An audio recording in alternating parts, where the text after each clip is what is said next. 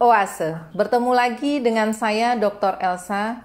Pada kesempatan kali ini, di bulan Muharram, Oase akan mencoba untuk mengkaji atau membahas tentang tradisi dan kearifan lokal masyarakat di Indonesia untuk memperingati bulan Muharram. Apa saja itu? Yuk kita saksikan bersama. Yang pertama adalah bubur suro. Bubur suro sesuai namanya selalu hadir saat tahun baru Islam yang bertepatan dengan tanggal 1 Suro di kalender Jawa. Bubur suro dapat ditemukan di wilayah Jawa Tengah, Jawa Timur, dan Sumatera Selatan. Bumbu yang digunakan pada bubur suro cukup berbeda dari bubur pada umumnya, yakni jahe, santan, dan sereh, sehingga rasanya gurih dengan nuansa pedas tipis. Selain itu, bubur suro juga biasa disajikan dengan lauk berupa opor ayam dan sambal goreng labu siam berkuah encer dan pedas. Selanjutnya, di atas bubur ditaburi serpihan jeruk bali dan bulir-bulir buah delima. Bubur suro ini penuh filosofi dengan bahan 7 jenis bunga, buah, dan kacang yang masing-masing berjumlah 7 butir. Sebagai contoh, 7 jenis kacang yang menjadi bahan bubur adalah kacang tanah, kacang mede, kacang hijau, kedelai, kacang merah, kacang tolo, dan kacang Bogor. Kacang-kacang tersebut ada yang digoreng dan ada yang direbus. Angka 7 tersebut melambangkan jumlah hari dalam seminggu. Maknanya, setiap hari dalam hidup seseorang harus selalu punya tekad dan keberanian untuk bertindak yang dilambangkan dengan mawar merah. Tentu, semua itu harus dilandasi niat bersih dan benar yang dilambangkan oleh mawar putih. Semua tindakan yang dilakukan seseorang akan dapat mengharumkan dunia. Hal tersebut dilambangkan dengan rangkaian bunga melati dan daun pandan yang beraroma harum. Sementara itu, 7 jenis buah yang masing-masing berjumlah 7 butir bermakna tindakan seseorang diharapkan memberikan buah atau hasil yang manis dan bermanfaat bagi sesama. Bubur suro ini juga disajikan dengan sirih lengkap yang melambangkan asal-usul dan penghormatan atau pengenangan terhadap orang tua atau leluhur. Jadi, dapat dikatakan bahwa bubur suro ini merupakan bentuk refleksi dan resolusi seseorang di tahun baru. Yang kedua adalah bubur Asyura. Di berbagai daerah di Indonesia, bubur Asyura biasanya akan dimasak dalam porsi yang besar secara bergotong royong oleh masyarakat, sehingga menjadi ruang untuk mempertahankan tali silaturahim dan menumbuhkan jiwa sosial. Bubur Asyura sebenarnya sama seperti bubur lainnya, hanya saja bahan yang dicampur biasanya dilengkapi hingga 41 jenis, seperti sayur, kacang-kacangan, rempah, daging, dan telur. Tradisi ini berawal dari latar belakang perjuangan Nabi Muhammad SAW saat Perang Badar, bahwa usai Perang Badar jumlah prajurit Islam semakin banyak. Saat itu, seorang sahabat sedang memasak bubur, namun ia tidak mengira bahwa porsi bubur yang ia masak tak sebanding dengan jumlah prajurit. Rasulullah kemudian memerintahkan para sahabat untuk mengumpulkan bahan makanan apa saja yang ada agar dicampurkan ke bubur yang telah dimasak, supaya porsi semakin banyak dan cukup untuk para prajurit. Peristiwa ini pun menjadi tradisi yang terus-menerus dilakukan oleh umat Islam dalam rangka menyemarakkan keistimewaan bulan Muharram. Tradisi memasak bubur Asyura setiap tanggal 10 Muharram di berbagai daerah di Indonesia memiliki berbagai sebutan. Di Aceh misalnya disebut sebagai bubur kanji Acura yang terbuat dari beras, santan, gula, irisan kelapa, dan buah-buahan seperti pepaya, delima, pisang, serta umbi-umbian dan kacang-kacangan. Kuliner ini menjadi tradisi yang menurut sejarah dilakukan untuk mengenang wafatnya Husain, cucu Rasulullah Shallallahu Alaihi Wasallam di peristiwa Karbala. Namun, di Aceh lebih sering disajikan untuk menyambut Tahun Baru Islam 1 Muharram. Sementara itu, di Kalimantan Selatan dikenal dengan bubur Asyura yang dikonsumsi setelah puasa sunnah Asyura. Bubur khas orang-orang Banjar ini berwarna kuning dengan beragam bahan dan berasa gurih.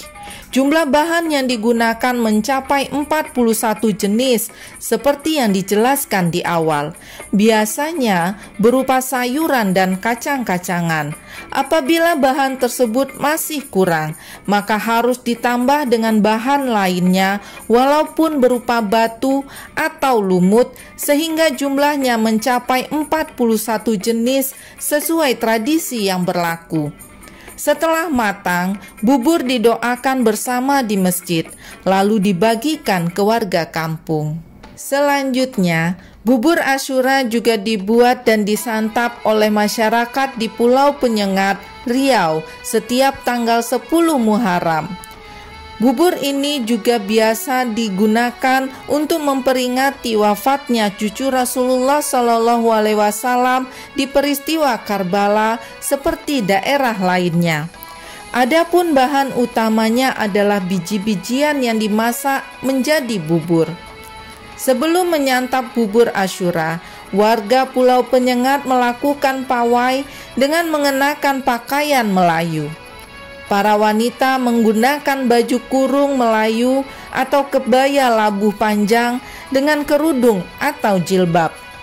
Para pria menggunakan baju teluk belanga, cekak musang atau baju muslim dengan kain songket yang dilipat dua dan dililitkan di pinggang. Tradisi selanjutnya adalah tradisi membuat dan menyantap bubur merah putih pada masyarakat Jawa Barat. Tradisi ini biasa dilakukan untuk menyambut Tahun Baru Islam 1 Muharram.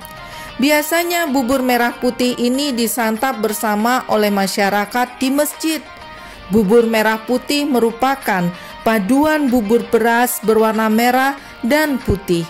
Bubur yang berwarna merah bukanlah berwarna merah terang, tetapi kecoklatan dan bercita rasa manis karena dibubuhi gula merah. Sementara itu, bubur yang berwarna putih memiliki rasa gurih dari santan.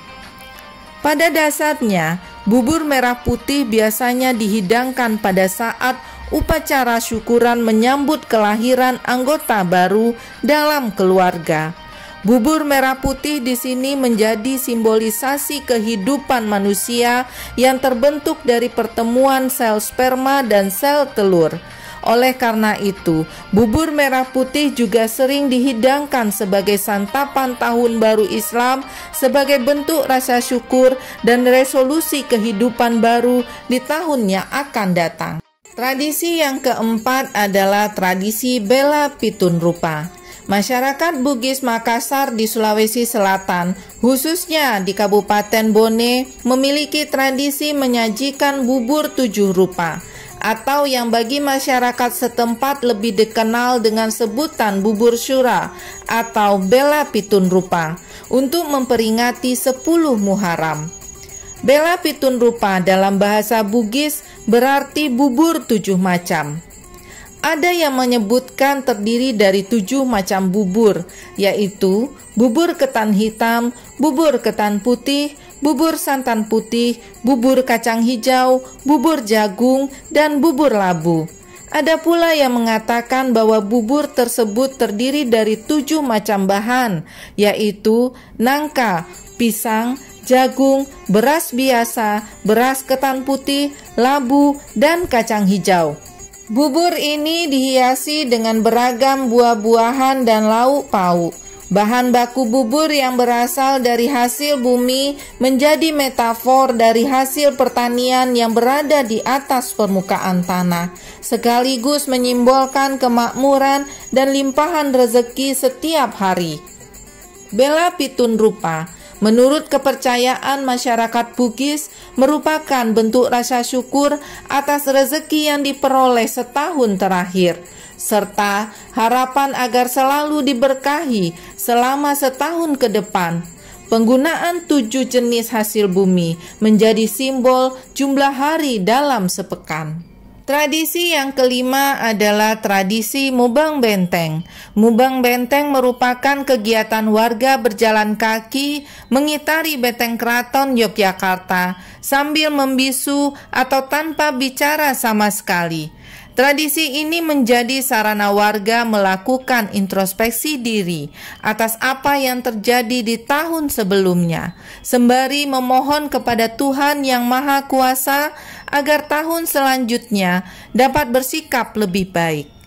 Rute yang ditempuh saat Mubang Benteng dimulai dari pelataran Kamandungan Lor, kemudian menuju Ngabean, Pojok Benteng Lor Kulon, Pojok Benteng Kulon, Jalan MT Haryono, melewati Selatan Plengkung Gading, Pojok Benteng Wetan, Jalan Brigjen Katamso, Jalan Ibu Ruswo, Alun-Alun Utara, dan kembali lagi ke Kamandungan Lor. Prosesi Mubang Benteng diawali dengan mocopat pada pukul 21 waktu Indonesia Barat di Bangsal Pancaniti, pelataran Kamandungan Lor, Keraton Yogyakarta. Ritual ini diiringi dengan tembang dan danggula. Kemudian sebelum pemberangkatan rombongan Mubang Benteng, dilakukan penyerahan dwaja atau bendera yang terdiri dari bendera merah putih, bendera gula kelapa, merupakan bendera Kesultanan, dan Klebet Budi Wadu Praja, merupakan bendera daerah istimewa Yogyakarta. Selain itu, juga disertakan 5 bendera yang merepresentasikan kabupaten dan kota madya yang ada di Yogyakarta. Tepat pada pukul 24 waktu Indonesia Barat, rombongan diberangkatkan dengan dilepas oleh perwakilan dari putri dan mantu Dalem Sultan yang ditandai dengan bunyi lonceng Kamandungan Lor sebanyak 12 kali. Tradisi lampah budaya Mubang Benteng telah ditetapkan sebagai salah satu warisan budaya nasional tak benda yang dimiliki oleh Yogyakarta sejak tahun 2015. Tradisi selanjutnya adalah tradisi Tabui di Pariaman dan Tabot di Bengkulu. Pada bulan Muharram, masyarakat di Pariaman, Sumatera Barat menggelar tradisi Tabui untuk memperingati hari Asyura yang bertepatan dengan gugurnya cucu Rasulullah SAW, yaitu Husain. Pelaksanaan Tabui di Pariaman diperkirakan berawal sekitar tahun 1831. Tabui di Pariaman terdiri dari 2 jenis, yaitu Tabui Subarang dan Tabui Pasa.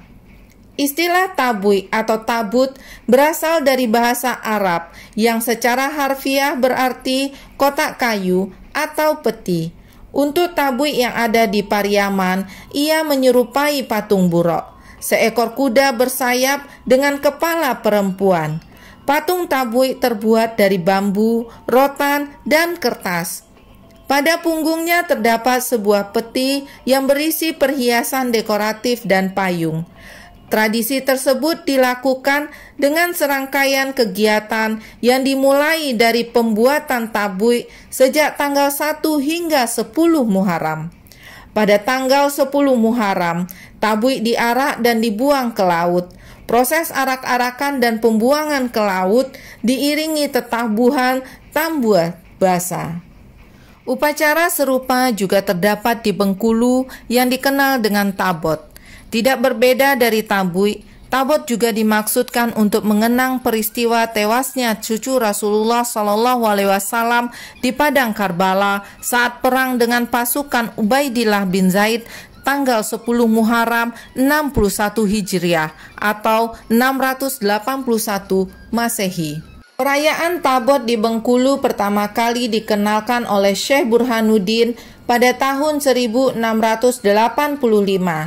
Syekh Burhanuddin atau Imam Senggolo menikah dengan wanita Bengkulu yang kemudian anak keturunan mereka dikenal sebagai keluarga Tabut.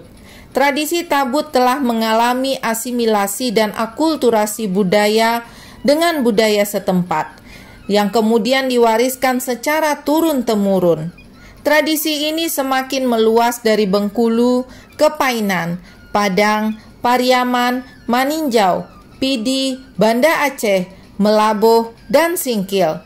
Namun pada perkembangannya, kegiatan tabut tidak pernah dilaksanakan lagi di berbagai tempat. Akhirnya hanya digelar di 2 tempat, yaitu di Bengkulu dan Pariaman. Antara tabui dan tabot tidak berbeda, tetapi cara pelaksanaannya sedikit tidak sama karena menyesuaikan karakter, kearifan, serta kondisi sosial budaya masyarakat di masing-masing tempat. Tabot di Bengkulu berjumlah 17, yang menunjukkan jumlah keluarga awal yang melaksanakan tabot. Tabot ini pada awalnya dibuang ke laut seperti halnya yang dilakukan di Pariaman. Namun kemudian dibuang ke rawa-rawa yang berada di sekitar pemakaman umum yang dikenal dengan makam Karbela. Tempat ini diyakini sebagai tempat dimakamkannya Imam Senggolo atau Syekh Burhanuddin. Secara umum, terkandung nilai-nilai pada pelaksanaan tabui atau tabot, yaitu nilai religius, sejarah, dan sosial budaya. Nilai religius dari tabui atau tabot contohnya adalah pada proses pengambilan tanah sebagai simbol untuk mengingatkan manusia tentang asal penciptaannya. Kemudian, nilai sejarah yang terkandung adalah tentang manifestasi kecintaan kepada cucu Nabi Muhammad SAW, yaitu Husain. Terakhir, tabui atau tabot secara sosial budaya menyadarkan masyarakat bahwa keberagaman tidak bisa lepas dari nilai-nilai budaya lokal. Selain itu, tradisi ini juga mengingatkan masyarakat tentang buruknya dampak dari praktik penghalalan segala cara untuk mencapai puncak kekuasaan. Yang terakhir adalah tradisi satu suro kirap kebo bule di Surakarta. Kirap kebo bule adalah salah satu bagian dari rangkaian tradisi perayaan satu suro di Surakarta, Jawa Tengah. Masyarakat Jawa menyebut satu Muharram dengan satu suro. Tradisi satu suro di Jawa berawal dari Sultan Agung yang menyebarkan agama Islam melalui pemaduan ajaran Islam dengan tradisi Jawa. Kerbau memiliki makna yang sangat penting dalam sejarah Keraton Surakarta. Jauh dari itu, kerbau memiliki makna simbolis dari beberapa leluhur keluarga keraton. Secara umum, kerbau juga merupakan bagian penting dalam tata cara adat masyarakat tradisional Jawa. Kerbau diyakini sangat erat hubungannya dengan kehidupan sehari-hari seperti untuk alat transportasi dan membajak sawah.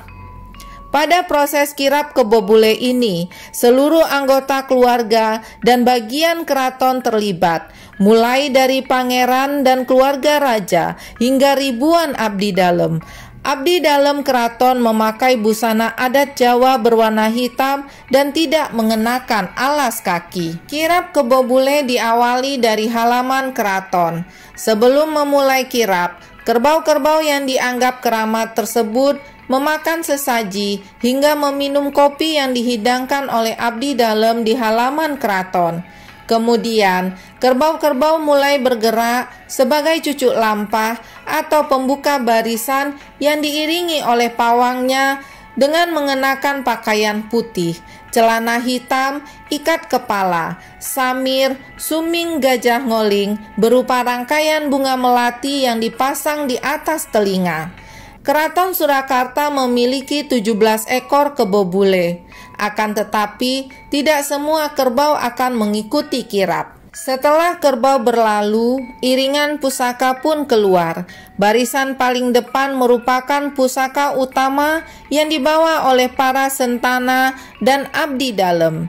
Belasan pusaka yang dibawa para sentana dan abdi dalem dibungkus dengan kain berwarna hitam lengkap dengan hiasan bunga melati.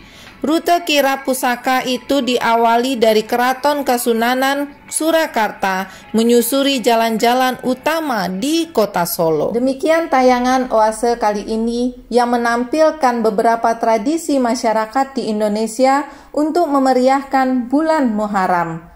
Tradisi tersebut syarat dengan filosofi dan kearifan lokal yang merefleksikan sikap gotong royong, kebersamaan, dan rasa optimis untuk menghadapi masa yang akan datang. Meskipun pada masa pandemi ini banyak tradisi yang tidak dapat dilaksanakan, namun setidaknya tayangan Oase ini dapat menjadi renungan kita bersama untuk menghadapi tahun yang baru.